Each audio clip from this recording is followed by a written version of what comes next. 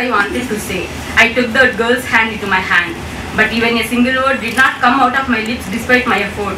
Finally, I kept what I took with me in her mother's hand, quickly told her, "Take my phone number, call me if you needed anything, meet me after she recovers," and got into the car. I knew that I would also start weeping like them if I stayed for longer there. I asked the driver on the way about her full name. He said, PEEYU Sarkar. What does PEEYU mean? PEEYU means the call of the bird, madam. They call out PEEYU, don't they? Which bird call? Any bird. What a nice name, bird call. Does it mean that she is a bird? How much freedom does a bird have? Probably the girl is a wing broken bird now. Suddenly, heavy depression fell like a silent thunderbolt on my heart. PEEYU has no father, only daughter for her mother. That is why her mother sold out her 20 cents land and hurriedly bought a son-in-law.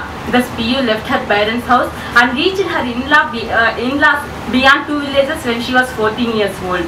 Her husband Tapas was 30 years old at the time of their marriage. He was the youngest among the 6 siblings. Somehow, he got into all bad habits. Whichever he was employed, he would resort to a small thirst for his liquor. With that, the employees would send him away. Some people vexed up with him would beat him up. Some others would file a case with the police. His reputation spread in the village and people were not ready to give him any work. He never thought of going out of the village for work as he could extract money for his drinking from his mother by beating her up if necessary. Unable to bear the son's abuses, bashing and atrocities, the disgusted mother decided to get him married. The world around not only happily approved of her decision, but also gave the certificate that he would change after marriage. Tapas was very happy to know about his marriage. Somehow, he never thought about his marriage. PEEYU was married to such Tapas and went to his house. For 10 days, PEEYU did not come to know the reality about Tapas as his drinking went undisturbed during marriage celebrations. On the 11th day, he took away the thin gold earrings that PEEYU was wearing when she was asleep. PEEYU, carrying all the new post-marital burdens, woke up late and went for bath to Kukur. She noticed as she was applying the mustard oil to her body that her earrings were missing. She was surprised. She had not even entered into the water. She was frightened.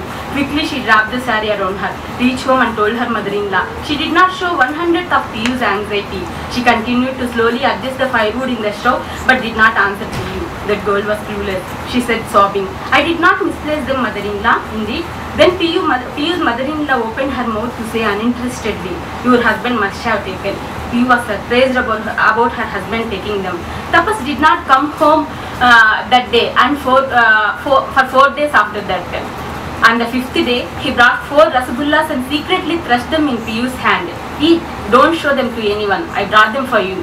PEEYU was a 14-year-old child. The girl did not know whether to eat the rasagullas or to ask him about her earrings. She stared at him, shocked, dressed all over his body and hair. It was obvious that he was lying drunk in the streets.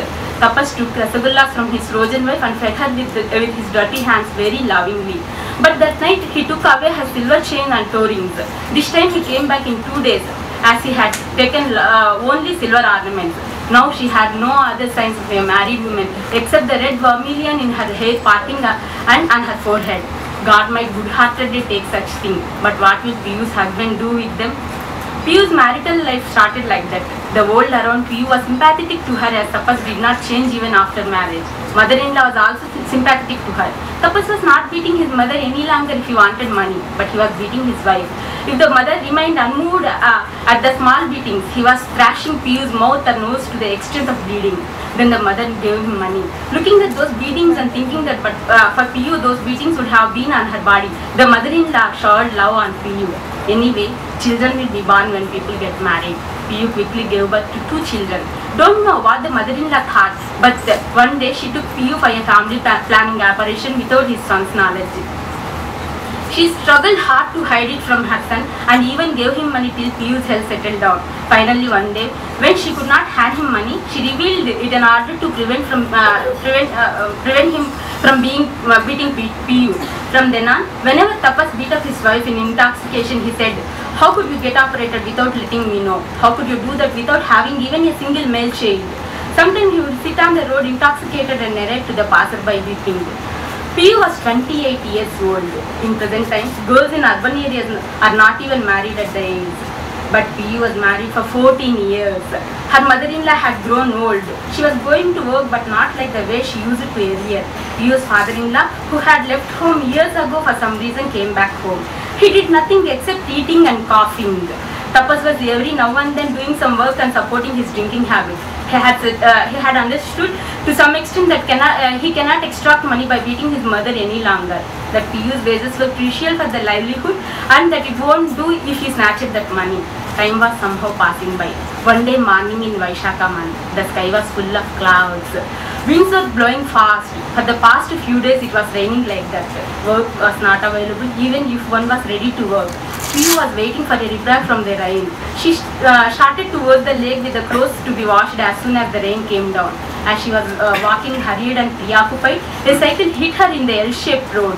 PEEYU fell down. The boy on the cycle fell on PEEYU. The sharp stones of the road that had come out due to the rain pricked PEEYU. She quickly pushed the boy away. The boy's name was Hakim. He was from neighboring village. He was loitering around as he could not find any work due to the rain. He might be younger than PEEYU by a few years, not married yet. He got up, smiled and extended his hand to PEEYU. He handed over the bundle of clothes lying on the ground to PEEYU. Hakim waited there for PEEYU the next day and the day after. Although he did not know why he was waiting, he waited. PEEYU did not come. On the 5th day, PEEYU was going that way along with her children. She saw Hakim. On the 8th day, Hakim found her alone. He told her that he was coming for her. PEEYU did not understand. She shook him off and went away. But she was reminded of him whatever she was doing. Probably because of that or because of some other reason, PEEYU started for the pukur with the clothes to be washed despite her mother-in-law's warning about rain. There was no one else at the lake as the sky was clouded.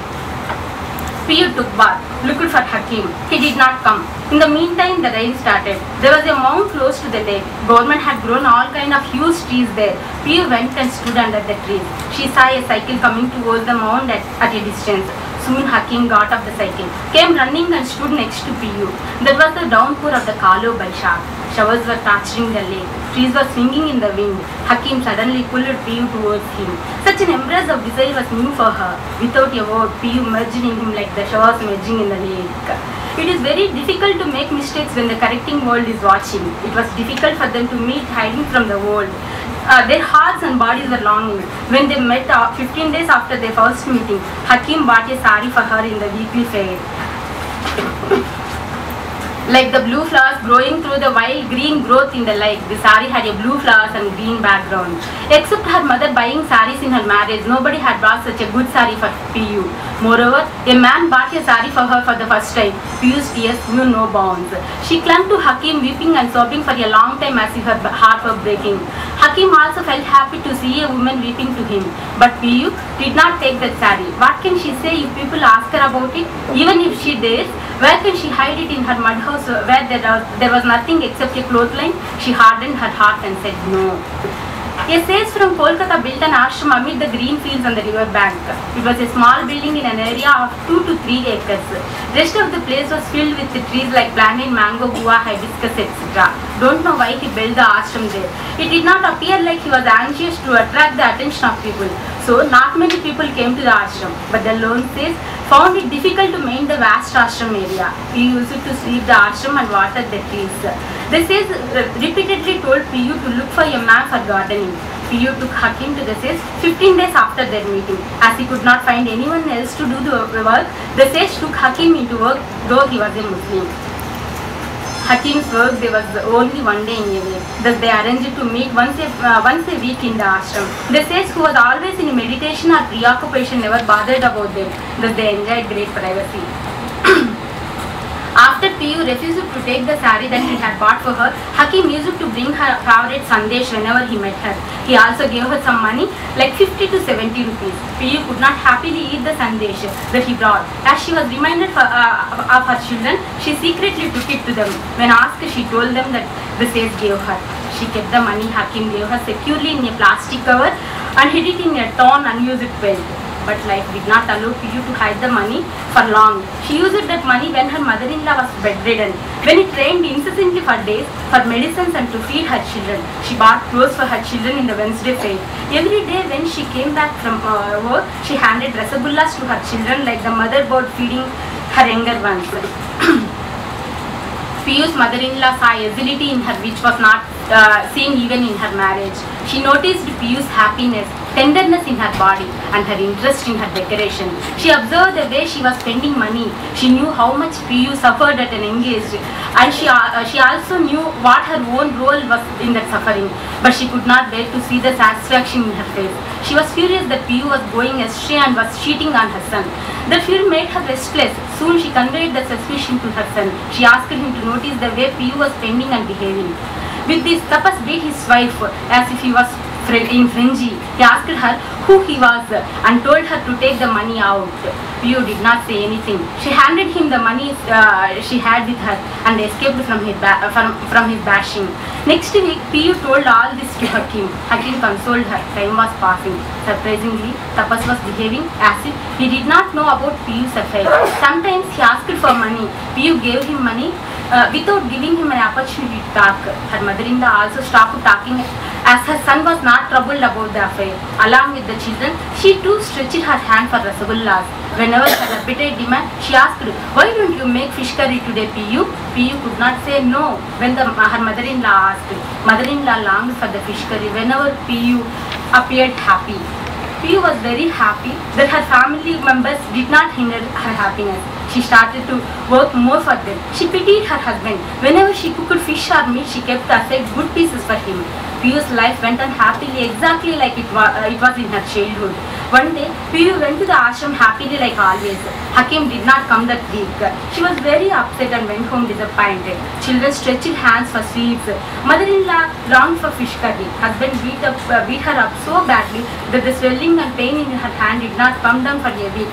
PEEYU went to the ashram, even in that pain, and wept, showing the hand to Hakim. She asked him to take her away somewhere with him. She said she will secretly go away with him along with her children. She was certain that the same toil can help them survive anywhere. Hakim did not say a word in response, nor did he give her anything before going back. Gradually, the frequency of Hakim's visits to the ashram reduced. He was no longer interested in PEEYU like he was previously.